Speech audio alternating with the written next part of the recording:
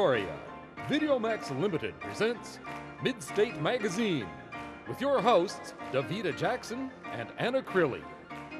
Regional news with Elise Escaronli and Ashley Cassie, and the Midstate News Team. The Sporting Life with Adam Sokolowski and Katie Lee. Anthony Majori is State of the Arts. And Nebraska's favorite son, Daniel McAllister, is surfacing the underground, while Rebecca Fetter leads our street team. Our movie reviewers are Jonna Bond and Josh Fletcher with Dallas the Dog. And now, from America's friendliest city, Midstate Magazine, with your hosts, Davida Jackson and Anna Crilly. Fade in, camera 2.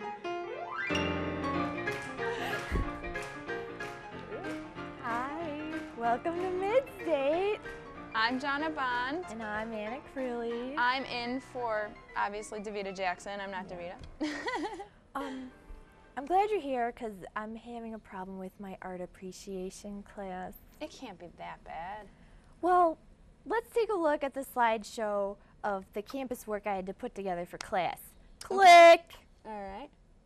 Okay, see, I always thought that was like a jungle gym, but apparently it's not. Click! Okay, and that supposedly spells Bradley. I don't see it. Click. Okay, now that's Mrs. Butterworth. Click. Click. And so I sat on this really uncomfortable bench, you know, trying to think about it. I don't understand what art is. Well, you know, maybe you're just not, thinking in the right way. Like, that wasn't Mrs. Butterworth.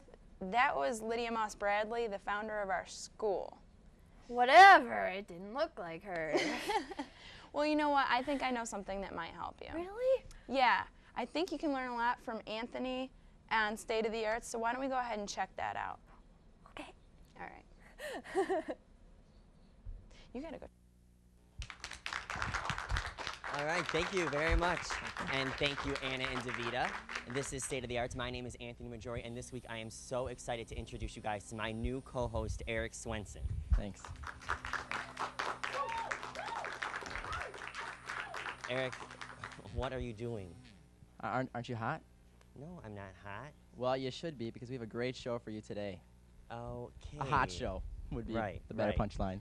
Right. Because it's hot. Well, I'm sorry to all you hormone-driven pubescent teenage boys, but this fall's Victoria's Secret fashion show has been officially canceled. What are you trying to say? Only young teenage boys. Eric, please. Like the show? This is the latest in a string of restrictions enforced by the FCC in the wake of Janet Jackson's overly exposed Super Bowl performance. Howard Stern's radio show has also been pulled by all Clear Channel communication stations, but because it remains on television, viewers are complaining that they still have to look at his face. Hey, Anthony, do you want to hear my impression of a Canadian? No, I really don't. Hi, I'm from Canada, eh? You know? Was that entirely necessary? Well, it was entirely necessary because this next story is about a great Canadian. Avril Lavigne's life just got a bit more complicated. Get it? Complicated? Yeah. Like a song. It's a pun, I get it. Police arrested Seattle resident James Speedy for investigation of stalking. Lavigne and crew have not canceled their 21-date top secret mall tour and will continue all shows. Avril's Stalker Boy posted bail and was released. Get it? Stalker Boy, like Skater Boy. It's like a same good as the last joke. Play on words. I got it. You want to hear our impression of a Canadian? No, I really don't. I like Canada. Do you, Anthony? A. You know. Okay. Prosecutors are busy unraveling Martha Stewart's carefully woven reasons as to why she deserves a new trial. The homemaker Maven was accused by the prosecution for angling a new trial by trying to humiliate and embarrass a juror about his past. But you know what? I really feel sorry for Martha because I feel like I am the male version of Martha Stewart. Really? You really? You know, that's funny that you say that because I happen to think that I am the male version of Martha Stewart. You want a chance to prove it? Oh yeah. All right. You name it. All right. You know what? It's going to be a playing card house building competition right here in the studio. And you know what? We have a playing card house referee right here. Anna Crilly. Welcome, Anna, everyone. All right. Hey guys. On your mark. set, go. 5, 4, 3, 2, 1. Huh? I think we have our winner.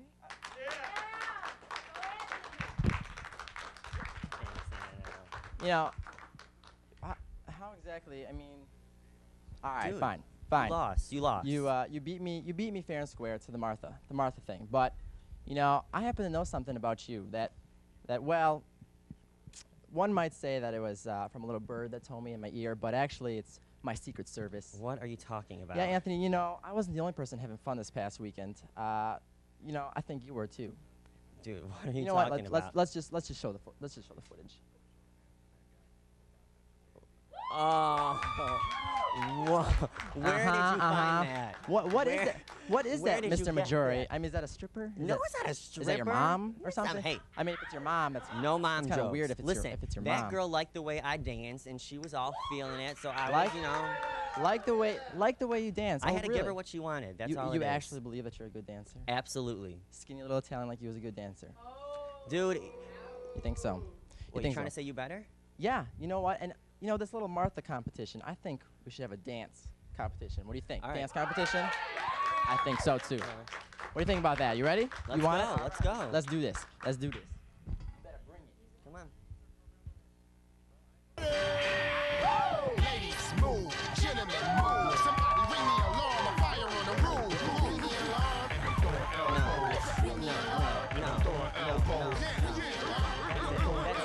That's it for State of the Arts. You guys come back next week, and in DeVita, it's coming back to you. Thanks, Anthony and Eric, but that didn't help me out at all. You know what? I think even I'm a little bit confused now because didn't you change clothes just a bit quick? Well, actually, that was my twin. Didn't they call her Anna? Yeah, everyone gets it confused, but she spells the name backwards. Oh yeah, I get it now. I get it now. Well, lucky you. I still have a problem. Well, don't worry. We're going to figure out your art problem. How? Well, I noticed that the art you depicted in your project reflects the postmodernist movement.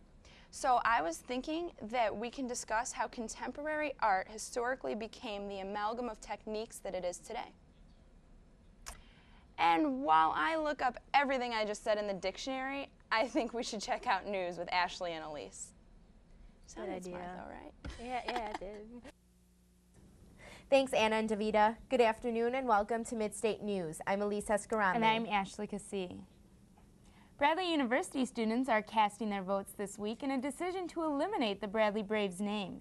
Midstate's Melody Essler has more with the story. Hi, I'm Melody Essler with Midstate Magazine, and I'm standing in the field house at Bradley University, where each week tons of fans fill these stands and cheer for their Bradley Braves.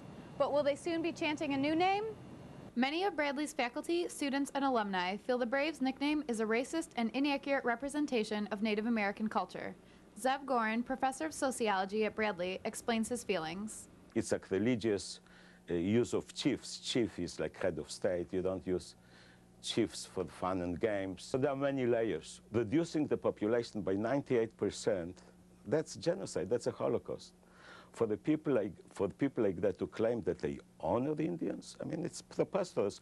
It's like if the Germans claimed that in our history we have shown respect for the Jews. Dr. Gorin believes that keeping the Braves name perpetuates stereotypes of Native Americans. They like to use Indians because deep down, whether they're conscious of it or not, it's another question, they conceive of Indians as savage warriors.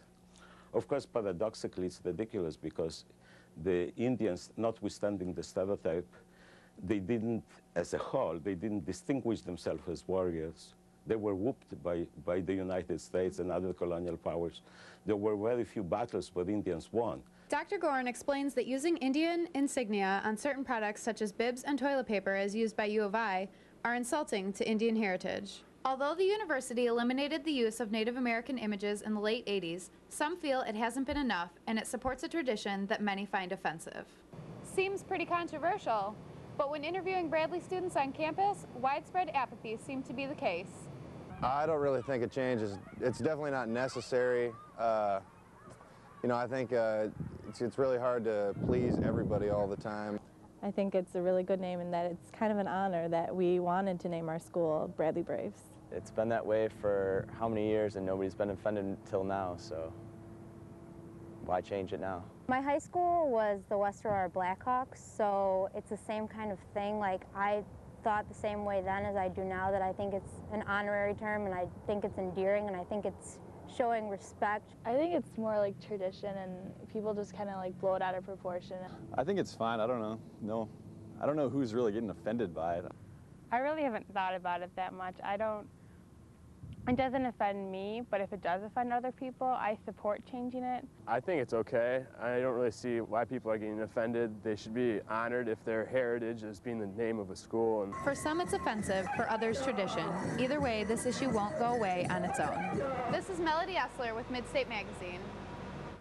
Peoria Police Chief John Stenson is planning to move on with his career. He has accepted a position on the Illinois Prisoner Review Board. The appointment by the governor must still be approved by the Illinois Senate.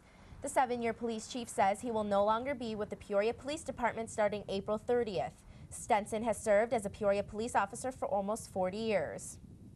Grandparents could win a scholarship for their grandchild's college education, and all they have to do is put a pen to paper. State Treasurer Judy Bartopinka announced the Bright Dreams program early last week. The Treasurer's office has $100,000 in scholarship money to be awarded to winners of a 500-word essay contest. The theme is, "What dreams do I have for my grandchildren?" 8 of the scholarships will be awarded in Central Illinois, with one being worth as much as $10,000. The deadline for the essay is July 1st. For an application, call 217-558-4987. Governor Rod Blagojevich wants the state's Department of Revenue to watch for unjustified gas price increases. If they find any, the governor says the information will be sent to the Illinois Attorney General's office for further action. Governor Blagojevich also says he supports a measure that would prohibit retailers and suppliers from using a state emergency, such as a severe tornado, to increase gas prices. Violators would face penalties of $1,000 for each sale that gouges consumers. April is National Card and Letter Writing Month. An Avon, Illinois mail carrier has his own way of sharing the importance of card and letter writing. Terry Powell has been a mailman for over 40 years. In a symbolic gesture of recreating mail delivery history, he carried his grandparents' 100-year-old love letters over the same rural route to the exact Avon farms that they were addressed to in the early 1900s. I kind of cherish them because they were part of my family before I was born and before they were even married. And being as I'm a grandson and carrying these letters back is quite a heartwarming thing to me, to know that it was my grandmother and my grandfather's mail before they were even married. These timeless letters, which are still tied with their original ribbon, were written before Mr. Powell's grandparents were even married. 2 of the letters have the original Avon, Illinois postmarks from April 8, 1904. This week's Oddly Enough introduces the newest fashion trend in Amsterdam. Eye surgeons have implanted tiny pieces of jewelry in the eyes of 6 women and 1 man. These tiny pieces of jewelry, called jewel eye, are shaped as a half moon or heart and are inserted into the lining of the eyeball. This 15-minute procedure has no side effects and costs almost $1,500.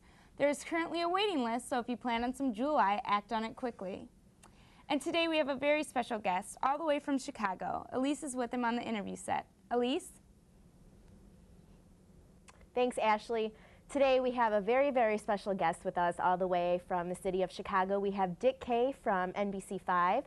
He is the political editor over there and a Bradley alum. Thank you so much for joining us today. My pleasure. How was the trip? Did you drive all the way from Chicago? Oh, I had no problem with it. I still have a lot of good friends in the area, and my brother lives in Chillicothe. I'm used to it. Yeah, so you graduated in 1962 with a speech education major. I graduated in '62. I was supposed to get out in '61, but because Bradley had so many opportunities in the community for radio and television, especially radio at the time, I went part-time the last year. I was supposed to get out in '61, but I got a job in radio here, and so I went part-time to Bradley to finish up. What made you want to go into this business? Because obviously your major was speech education. It wasn't even that in the beginning. Actually, it was art in the beginning. And I got interested through Bradley. I mean, I got interested through a professor or associate professor, Henry Vanderheyden, who took us down. I took radio speaking from him, and they used to have speech tournaments, et cetera, speech competition. He used to take us over to WSIV in Pekin on Sunday, his radio speaking classes, and let us program the radio station. We were the disc jockeys. We did the commercials. We wrote the news. We read the news. We swept the floors on Sundays, and I loved it. And I said, you know, that was part of the reason I switched majors and got into speech. Do you think nowadays everything is pretty much different, or how do you feel about that? Oh, we're light years away from where things were when I started. I just said, when I started, I went to work at Channel 19 here for a while. When I started, I said, I talk about optical versus magnetic stripe film. No one knows what I'm talking about anymore. You know, it's all digital, it's all computerized. What hasn't changed are basic reporting skills, and those are still, to me, critical element in this business. So do you obviously think it's very important for aspiring journalists to go out there and get the experience? I think you have to have street smarts. And I think the only way you can get it is to go out there and get it in a radio or TV station, and go out on the street and learn your craft from the more experienced people who are there. I think you can spend years in classrooms and never be a good reporter. Makes a lot of sense. Oh, Now, yeah. you are specializing in politics right now, and right now, with all of the campaigns going on, the elections, more specifically the Blair Hull ordeal and ethics as far as his campaign, do you think, and I know you did a commentary on the Lewinsky and Clinton scandal. I did. Now, we all know that Blair Hull, when he came out and admitted, you know, the faults of his divorce and his drug use, it ruined him pretty much. Do you think it, as far as with Clinton, it kind of didn't do that for him? Clinton was already president. Right. There's So a do you difference. right? Do you And think the other thing is, yeah, I did a commentary, and I won an award for my commentary on the Clinton-Lewinsky scandal, because my take on that was there were a bunch of hypocrites accusing Bill Clinton. What he did didn't have any bearing on my security. It didn't have any bearing on my life. Yeah, moral questions, and do you expect the president to be a moral leader? Yes. But on the other hand, there were so many leaders involved in that that had their own secrets that were just as immoral. I mean, Henry Hyde had an affair. He led the impeachment proceedings. He called it a youthful indiscretion. My take was that you know, there are times when we just step over the line when we look at that close to people's personal lives, if it has no impact on government decisions. But Blair Hull was different. Blair Hull was asking for our votes, and if it had just been the issue of domestic abuse and the orders of protection against his ex-wife, he might still have made it. But in the final days of the campaign, he also admitted what most people interpreted as a character witness. He admitted that he used to do cocaine and drink champagne when he finished a bad day down at the Board of Trade. People said, you know what, here's a guy who's got domestic abuse charges against him. Here's a guy who's admitted cocaine use. He got treatment for it. This is not the man we want in our position. So obviously it has something to do with trust. It has a lot to do with public trust. And I think, by the way, that our business has everything to do with public trust. And when we forget it, we might as well hang up our spurs, because we're not, I mean, we need to keep the public trust, and we need to keep it by doing honest stories, such as Blair Hull, by the way. Well, right. Now, at the end of the day, when it's been a rough day and you know, the hardships of this business, what makes you come back? What makes you stay at this station for 36 years? Well, first of all, I believe in what I do. I think it's a great profession. I have an opportunity to make a difference in people's lives, to tell the truth, to give people information I think they need, and it's not always a safe call to give. I mean, because I get hate mail from both sides, liberals and conservatives, and I think if I walk down the middle of the street and shoot out the windows on both sides, I'm in pretty good shape. I come back to it because I love it, because it's an important job, and I get great satisfaction in doing it. Well, thank you so much My pleasure. for coming here today and being with us. And I wish you all the best of luck. Thank you. In your endeavors. Say hello to all my friends here. Definitely, we will. And now we're going to head it back to Adam with sports. Thank you for joining us, Adam. Thanks, Elise. The Rivermen are continuing their success on the ice. The Rivs won their first-round playoff series over Atlantic City in sudden death overtime. Marty Johnson snuck the puck past the ECHL goaltender of the year to give the Rivermen the win last week.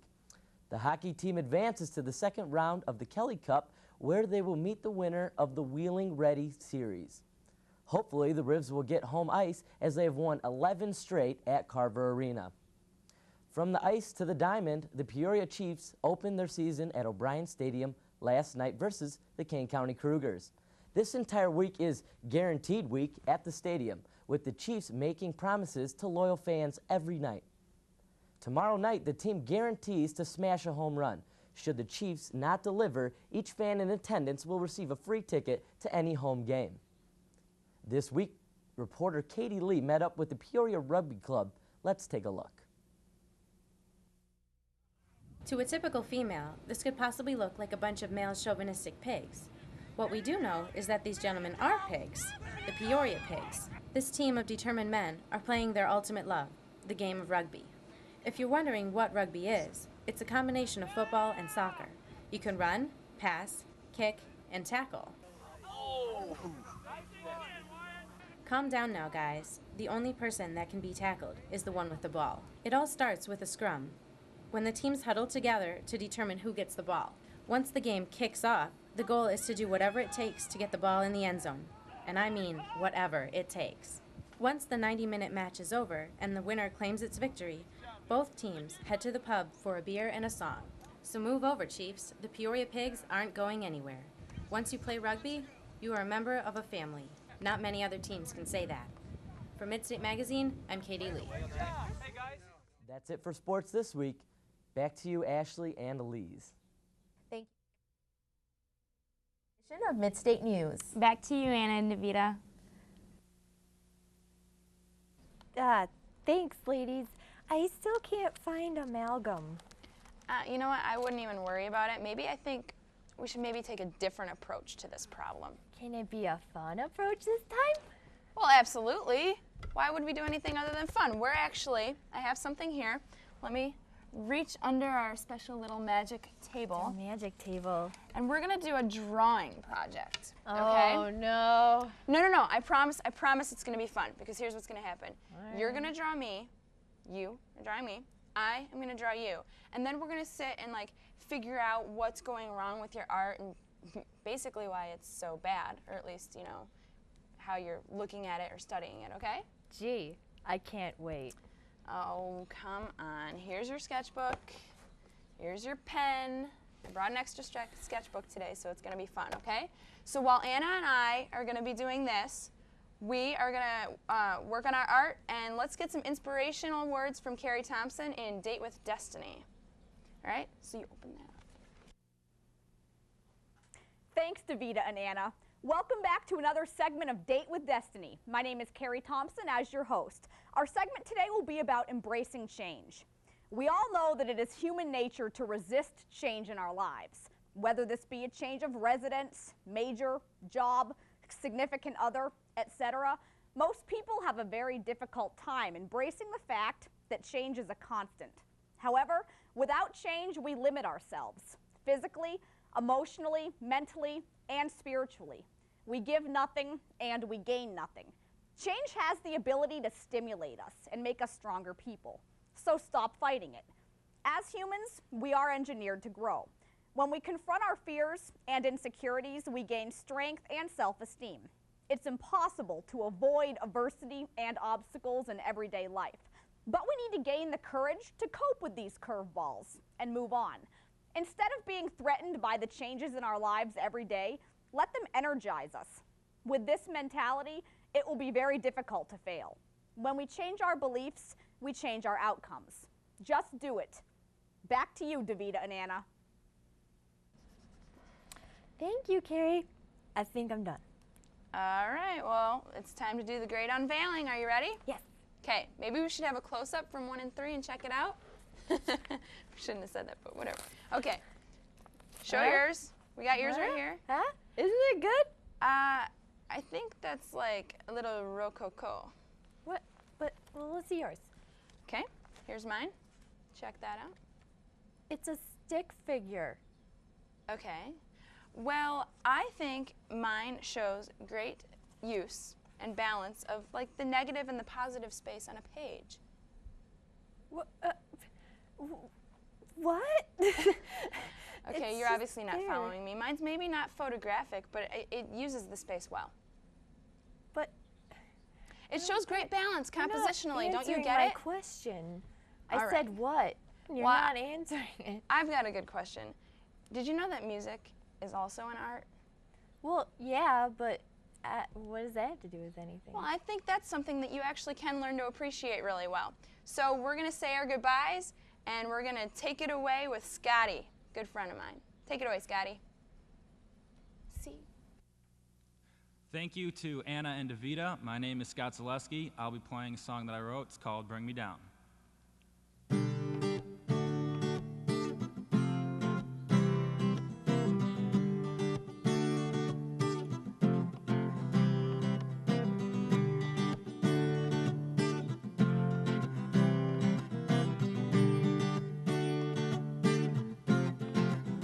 Well, I wanna get a high, but you bring me hello. Wanna say yeah, yeah, but you say no. New car and caviar, oh, choose dusty blues. Fine wine and champagne, baby, you still complain.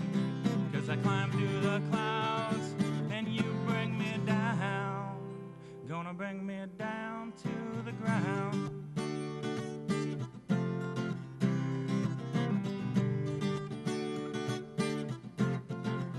I've been thinking back for a long time, sipping on a little red wine. When I fish drop a new line, baby, it's new bait I need. The sign you say wrong way, not dumb but I still stay. Coffee makes me awake, but I always wake to this dream. The clocks can go forward, but my mind goes backward. To when did we go wrong, or will we ever right? So why do I stay with you? Hurt me is all you do. All you do is bring me down, and you bring me to the ground. But I wanna get a high, and you bring me hello. Wanna say yeah, yeah, and you say no. New car, caviar, old shoes, dusty blues. Fine wine and champagne, baby, you still complain. 'Cause I climb through the clouds, only you bring me down. Gonna bring me down to the ground.